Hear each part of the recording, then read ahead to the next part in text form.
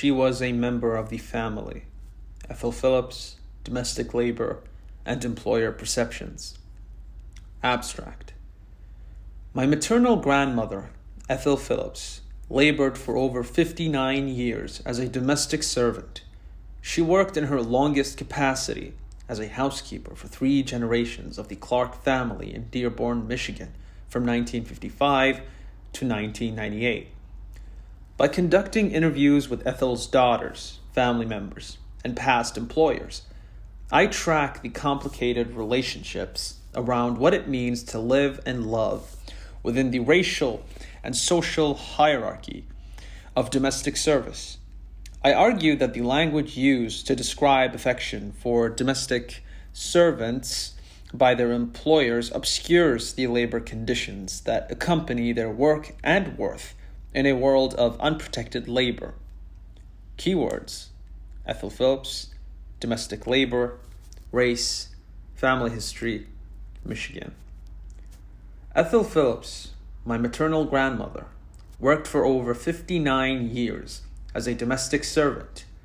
She served in her longest capacity, a housekeeper for 3 generations of the Clark family in Dearborn, Michigan, from 1955 to 1998.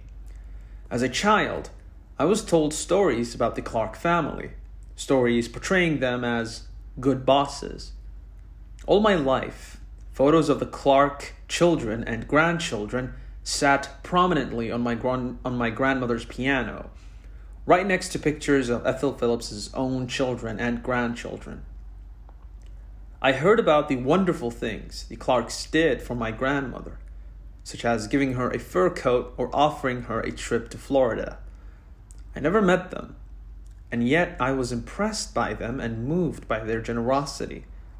It was not until I was an adult that I learned that the fur coat was not purchased for her, but was a 20-year-old hand-me-down, which someone might place in a garage sale.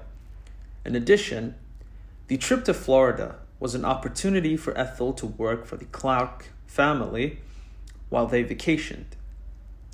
It more than likely did not occur to the Clarks that a week in Florida was time away from Ethel's husband and 3 daughters, one of whom had special needs. As a child, these gestures were examples of endearment, but as an adult, I realized how complex and censored my grandmother's relationship was to the Clark family. In the summer of 2014, my grandmother died of Alzheimer's disease at the age of 95. She suffered from the debilitating disease for years, and it had been at least a decade since I had a lucid conversation with her. I never got to understand who she was in her entirety. Ethel spent much of her life around a family I had never met, and it is fair to say they spent more time with her than I did. She passed away just 2 weeks after my first child was born. As I prepared to go back to work, I began interviewing nannies that could watch my son while I was away from home. Because this process coincided with my grandmother's death, it compelled me to think and rethink the work and treatment she experienced. It caused me to question the role a nanny would play in my son's life, and the role I would play as an employer. Accordingly, I am fully aware that my work is both personal and political. It is well known that during the Great Depression, Southern Democrats blocked legislation that would have aided Black Americans in receiving the federal benefits and protections developed during President Franklin D. Roosevelt's New Deal programs, such as Social Security, employment, workers' compensation, and pensions.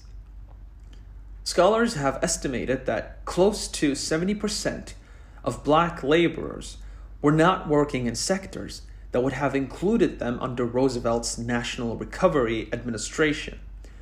There's also a wide literature available that speaks to the racism and racial hierarchy in U.S. domestic worker-employer relations. The life of a domestic worker was neither a Southern phenomenon nor a unique story. Approximately 1/3 of all African American women who worked were employed as household workers during the 1960s. Ethel Phillips' story is but one small example of a field that is continually revealing a diversity of voices with increasing volume regarding the lives of domestics. By trying to reimagine the social contracts that define my grandmother's employment, I realize it is too easy to label the Clark family as either good or bad people. More difficult, but probably more accurate, is an accounting of how the collective relationships developed given the social, economic, and political structures that cultivated these dynamic interactions. For the Clarks, Ethel was considered family, both by longevity of her service and the intimacy of her care. However, I argue that the language used to describe affection for domestic servants by their employers obscures the labor conditions that accompany their work and worth in a world of unprotected labor. Using a series of oral interviews from Ethel's daughters, family members, and past employers, my research tracks the complicated relationships around what it means to work, live, and love within the social hierarchy surrounding domestic service. The life of Ethel Phillips. Ethel Lee Price was born on May 26, 1919, to James and Rosa Price in West Feliciana, Louisiana, in the parish seat of St. Francisville. She was the fifth of 16 children. As a child, her family moved to Darlove, Mississippi, a move her father once anecdotally called one of the worst decisions of his life. The opportunities throughout the South were bleak. Growing up, Ethel was quiet, shy, and smart. She was valedictorian of her 8th grade class. However, she could not attend high school. When my mother asked her why, she responded, the school was too far away. What Ethel did not know was that at the time there were only 4 public high schools in the entire South that African American children could attend that would have provided a classical education. Racial discrimination, segregation, and violence kept even the most enterprising of Black people from improving their lives in significant ways. Relocation from rural areas to urban settings or from the South to the North was all but required for those seeking better opportunities. Like many who lived during the Great Migration, Ethel worked on her family farm until the age of 21, when she migrated to Inkstar, Michigan, where her older brothers and sisters had settled and were supporting their numerous siblings who followed for better opportunities. The automotive industry helped secure some of the best jobs African American could find. Detroit promised many migrants better employment, a better wage, and a better life. To this day, Inkstar remains a majority African American suburb. During the 1920s and 1930s, as Black people became employees of Henry Ford, they found homes in Inkstar because they were barred from living in neighboring Dearborn, the home and headquarters of Henry Ford and the Ford Motor Company. White residents mocked that Inkstar was named after the color of ink and of the people that lived there. But Inkstar was named after Robert Inkster, a Scotsman who operated a steam sawmill on one of the main roads that went through the town. Nevertheless, Inkster became representative of the structural racism that restricted Black workers from living close to their employment and obtaining a higher standard of living in Dearborn. A suburb located just north of Detroit, Dearborn is an ideal site to study Black domestics. During the 1950s, an overwhelming number of white Americans fled to Dearborn to escape the large and rapidly growing number of African Americans coming to work in Detroit during its industrial heyday. Dearborn was a safe haven for segregationist white families that wanted affluent enclaves. Indeed, the mayor of Dearborn, For 36 years, Orville L. Hubbard proclaimed definitely, quote unquote, keep the Negroes out of Dearborn. Hubbard was a well-known segregationist, and his campaign to keep Dearborn clean was widely understood as doublespeak for keep black people out. Upon Hubbard's leaving office in 1978, it was reported that out of the 90,000 people living in Dearborn, only 20 were African American. Employment in Dearborn as a black domestic worker created a complicated experience. One was simultaneously banned from living in the area and yet confined to laboring in the very homes one could never dream of occupying. Throughout Hubbard's tenure and extending into the 1990s, Ethel continued to work for the Clark family in Dearborn. Working for the Clarks. In 1940, when Ethel arrived in Michigan, she lived with family and obtained employment as a housekeeper working for several different families before she met the Clarks.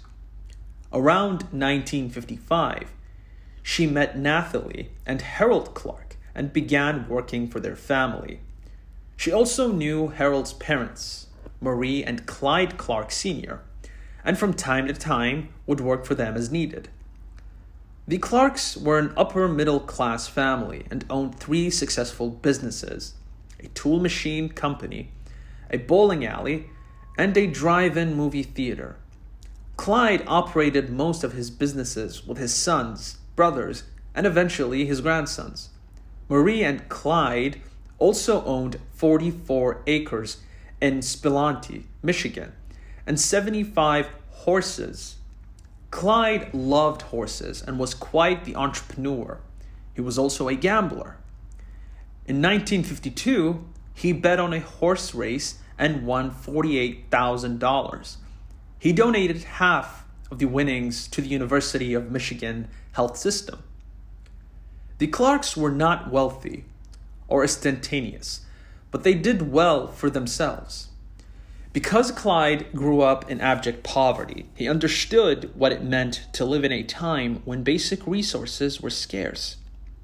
He worked hard to instill in his children and grandchildren Christian principles of modesty and the Golden Rule, particularly as they applied to people who worked for them. Ask anyone in the Clark family, and they will tell you that they adored Ethel. She didn't work for us. She was a member of the family, said Diane Clark O'Brien, the eldest and only daughter of Nathalie and Harold. Born in 1953, Diane grew up knowing Ethel as a child, and into adulthood when Ethel would watch her children from time to time. The notion that Ethel was family was one of the first statements Diane recalled. However, the first question Diane asked during her interview was both perplexing and revealing. What was Ethel's last name? This is a question that warrants context. Ethel was married twice, first to Clevis Keaton and then to Edward Phillips. All the Clarks ever knew was the name Ethel Keaton. And because they knew she was married to Edward, they continually referred to him as Mr. Keaton. Just about every evening, Edward Phillips would come to the Clark home to pick Ethel up from work. The Clarks would greet him by saying, "Hello, Mr. Keaton." He would simply nod his head and wave back, sometimes making small talk. There were a number of factors that prevented both Ethel and Edward from being forthright about their lives. The Clarks were employers, even good employers, but they were not friends, and they were not family. This was the barrier and double standard in working as a domestic servant. Private matters and personal information were a one-way street. The politics of respectability would never allow for Edward to correct the Clarks. The assumption and the appearance of propriety were always maintained. Thus, when some of the surviving Clarks attended Ethel's funeral in 2014 to pay their respects, looking at her program, they were puzzled to see that her last name was Phillips. After decades of service, they never knew her real last name, and she never shared it. The backstory involves a tangle of relationships, hardships, and money. When Ethel was young, she married Clevis Keaton. During their short marriage, they had 2 daughters. First, Betty, then just 11 months later, Ernier, who was blinded shortly after her birth. Clevis was an alcoholic and abusive. Ethel and Clevis fought constantly. Then one day, he told Ethel he was going to the store and never returned. Ethel was on her own, raising 2 young children, ages 5 and 4. Life was particularly hard, and without the support of her large family, life might have been unbearable. She lived on government assistance to make ends meet, but being on welfare was shameful and humiliating. Welfare officials would come to Ethel's home in the middle of the night, searching for men or any evidence that would reveal her receiving additional financial income outside of government assistance. Everything about poverty targeted Black women severely. Scholars have argued that the New Deal created a hierarchy based on 2 tiers: Social Security, where men received pension and unemployment, and welfare, where Black women, in particular, were relegated to ranks of social dependency. Scholar Bridget Baldwin contends that the policies of welfare discriminated among households based on how they became headed by single women, whether by death, divorce, abandonment, or single motherhood. Images of women within the Black family became the focus of public scrutiny. Baldwin argues that New Deal programs ultimately failed to protect Black women in 2 ways: as capable mothers and as capable workers. Remarkably, mutual friends and members of Clevis's family introduced Ethel to Edward Phillips in 1948. They fell in love instantly. Just 1 year later, Ethel gave birth to their daughter, Norvella, my mother.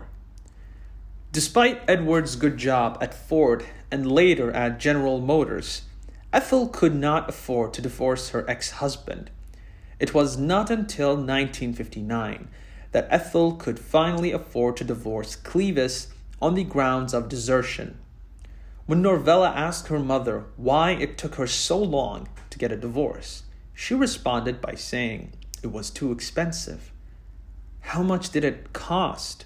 asked Norvella, to which Ethel sighed, "Oh, about $50. During the 1950s, the average salary for white American family was about $3,000 a year. If one was making roughly $50 a week, an annual salary of $2,000, a $50 divorce was costly, particularly at a time when most African Americans lived from paycheck to paycheck, and often on much less than their white counterparts. No one could tell me just how much Ethel made each week, but the Clarks mailed her a check every week to a P.O. box. For more than 10 years, Ethel and Edward lived together out of wedlock. And because the social stigma of divorce was so acute, Ethel continued to, in the face of white authority, go by her first married name of Keaton, not Phillips. While names may seem superficial, for Ethel and Edward, they were symbolic of their larger economic struggles, where the social stigma of divorce was compounded by not being able to afford a legal divorce and then remarry. It is likely that Clarks ignored last names because, from the patriarch to the youngest grandchild, Ethel was just Ethel. The politeties of formal address were never extended to domestic servants. Children referred to Black elders only by their first names. practically everywhere but the Clark home. Ethel was known as Mrs. Phillips, but at work, Ethel was on a first-name basis with adults and children. When the Clark children referred to her as Ethel, it was not out of conscious disrespect, but rather a manifestation of racism that had become established as a norm for most white Americans. Norvella, Ethel's youngest daughter, resented her mother being called by her first name, and came to resent her own infantilization by the Clarks. The matriarch, Natalia, would often ask about how Ethel's little girl was doing, not realizing that her own grown daughter, Diane, was just a few years younger than Norvella. For all of her years of labor, Ethel's children remained frozen in time, never aging or progressing in life, taken together and fortified by racist restrictions. Language and social norms kept Ethel's personal relationships with employers at a distance despite their intentions to treat her well. Being called by your first name or entering one's home through the garage or back door were all among the norms that were based on racial and economic subordination. Ethel's work ethic. Ethel's work schedule was considerably fair. She worked 3 days a week, Monday, Wednesday, and Friday, from 9:30 a.m. to 4:30 p.m.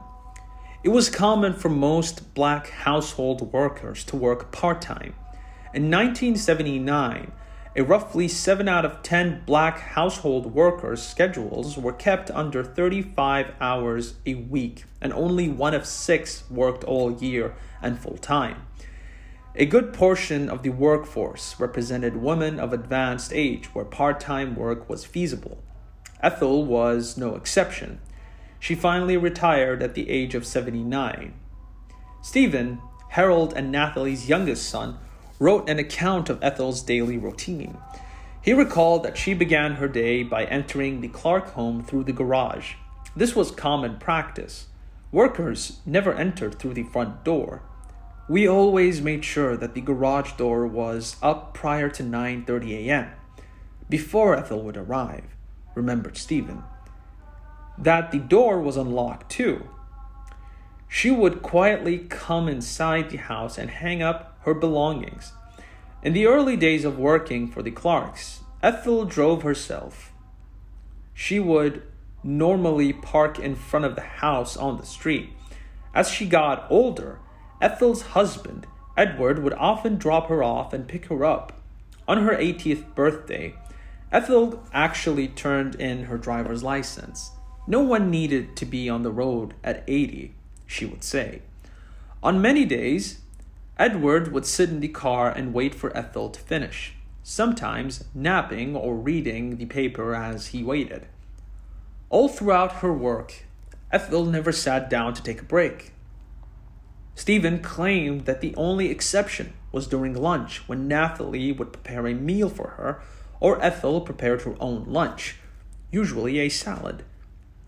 She never turned on the television unless one of the Clark children wanted to watch while she ate. As a child, Stephen would stay home from school when he was sick. Mom would sometimes be getting her hair done, and Ethel would take good care of me, he claimed. On rare occasions, his mother would let him stay home from school if he was good to let him. Help Ethel clean. Ethel's goal was simple: to complete each and every task for the day to perfection. She refused to use a mop. She contended the only way to clean a floor was on your hands and knees. While the floors were spotless, the stains of servitude were implanted on Ethel's knees. As a fair-skinned woman, washing the floors in this manner caused her knees to temporarily turn black with calluses. She also had severe arthritis in her hands, which caused her fingers to deform and bend in sharp angles at the knuckle. She never commented or complained about any physical condition, said Stephen. The one time I asked her about her fingers when I was young, She told me she had arthritis and that her fingers were getting more crooked over the years. She quickly reassured him with a smile, saying that it was all okay, and that the reason she had such good health and that her arthritis in her hands wasn't more severe and more painful was the fact that she kept working for our family doing housework. Stephen was astonished. I remember that like it was yesterday. She thanked the good Lord too, he recalled. He never forgot their moments together in the kitchen. As Stephen grew older, it might have become easier for him to take for granted the work that Ethel did around his home. As a young man, he recalled working late at their family's drive-in theater or staying out late for fun. His mother would chide him about sleeping in. "Can you please get up so Ethel can clean your room?" he confessed. It was usually around noon or 1 p.m. Nevertheless, Stephen always made a point to say thank you before she left for the day. Now in his late 50s, Stephen has a picture of Ethel posing with his mother, aunt, and uncle. He keeps a small picture in his bedroom, and interestingly, one taped to the inside cabinet of his laundry room. "When I had late nights raising my daughters on my own," he recalled, "it would be a late night such as a Sunday night. I would be doing laundry, and I would be so tired." He claimed around midnight he would see the picture of Ethel taped to the inside of his cabinet and know that every time I reached for the Tide detergent that I knew that I could do it all too. He could not escape the memory of Ethel's work ethic. Stephen's recollections also suggest that he could not separate Ethel's work or personhood from commodity. In the same way that Americans conjure up warm or nostalgic feelings for products advertised with black bodies, such as Aunt Jemima's syrup or Uncle Ben's rice, an element of black humanity is lost in this practice. Furthermore, the placement of Ethel's picture inside his laundry cabinet relegates his memory of her to another cleaning product, as proverbial Mrs. Clean, who comes to life and befriends him during childhood. While the image of Ethel posed with his mother, aunt, and uncle may have suggested that Ethel was family, the image kept in the cabinet is perhaps a more accurate summation of her relationship to them as a laborer. Uncovering family histories. We feel connected to the past when we delve into family history, but it is a history covered in shadows. My older family members come from a generation where you don't talk about those things. Once health, wealth, and marriage were kept personal, buried in the grave, and most certainly were not relied to children. In fact, few family members and friends knew Ethel was a domestic. Employment was a precarious subject for many African Americans. Many chose not to discuss where they worked or what they did for income because often systemic racism forced black labor underground to informal, unregulated, or illegal markets. For my grandfather, there was also a level of shame in the work that Ethel did because her work implied that his job was not sufficient to cover their livelihood. There are so many things I never knew and will never fully know about my grandmother. For instance, I did not know that around the age of 40, Ethel was hospitalized in a mental institution for almost 4 months. My great aunts all claimed that she had a mental breakdown due to what they called the change, referring to a hormonal imbalance brought on by menopause. She always had bad nerves. Everything scared her, claimed my Aunt Betty. Of course, my Aunt Olivia, who was particularly forthcoming about sharing information, said that her hospitalization went much deeper than suspected. While in the hospital, my grandmother refused to take or touch anything white. Allegedly, she even refused to take white pills. What would bring my grandmother to refuse all things white? After my grandmother died, my parents traveled to Michigan to prepare to sell her home. While rummaging through drawers and sorting through what would be marked as trash and what would be sent to Goodwill, my mother stumbled upon a picture of Ethel. In the photograph, Ethel is looking straight into the camera sans, her characteristic smile. Just above the image were 3 words that stump my mother to this day. Probation, 1 year. We have no way of knowing when this photo was taken, if it relates to her hospitalization, or a welfare violation, or something more sinister. The myths and incomplete stories surrounding employees' lives are just troubling and obscuring as the perception surrounding domestic workers as members of the family. Secrecy and discretion became tools for survival in a world of fraught relationships and systemic racism. Thus, Ethel's life reveals the precarity of one's mental health at the crossroads of poverty and institutionalized racism. Conclusion: how did that happen?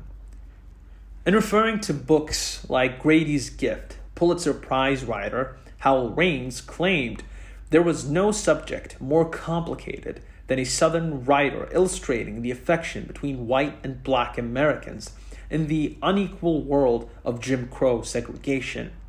He contended the dishonesty upon which a society is founded makes every emotion suspect, makes it impossible to know whether what flawed between two people was honest feeling or pity or pragmatism.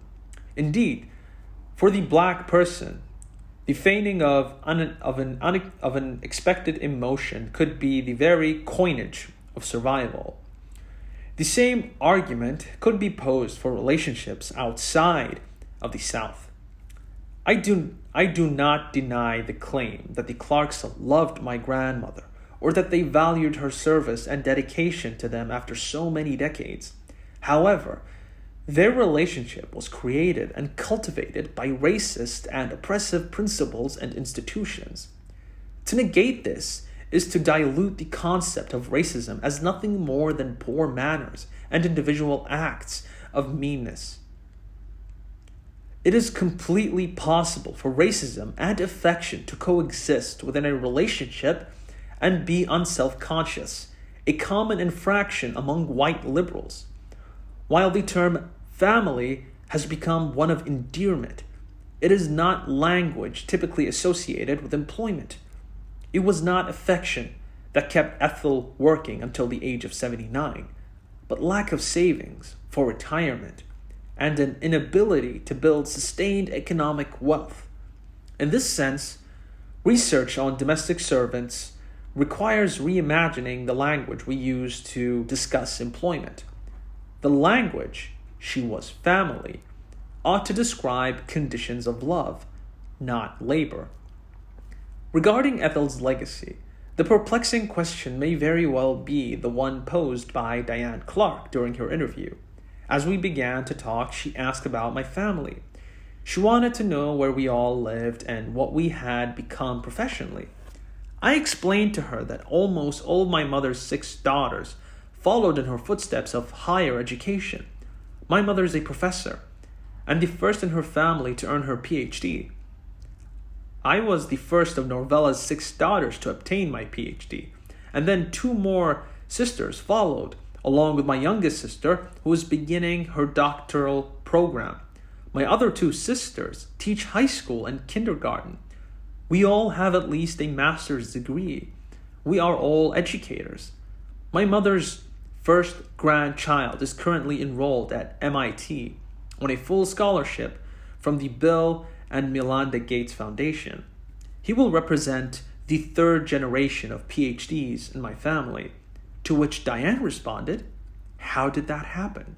Indeed, how did a woman with an 8th grade education who labored for 59 years without protected labor or retirement cultivate generations of educational excellence? The better question is, what could Ethel, as valedictorian of her 8th grade, have become had racism and sexism not prevented her from achieving her own dreams?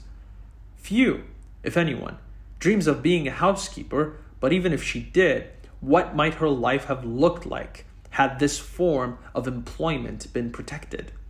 While the educational achievements of her descendants are valuable, they do not always translate into wealth, which is often more inherited than earned. What wealth could her career have passed down? Her life also points to what fails to happen when educational and occupational opportunities are restricted. Without question, Ethel could look at her own family and descendants with pride, but even this overlooks her own ability to find pride, power, and possession within herself. Her works should have been worthy of this, but too often we know how and why this happens.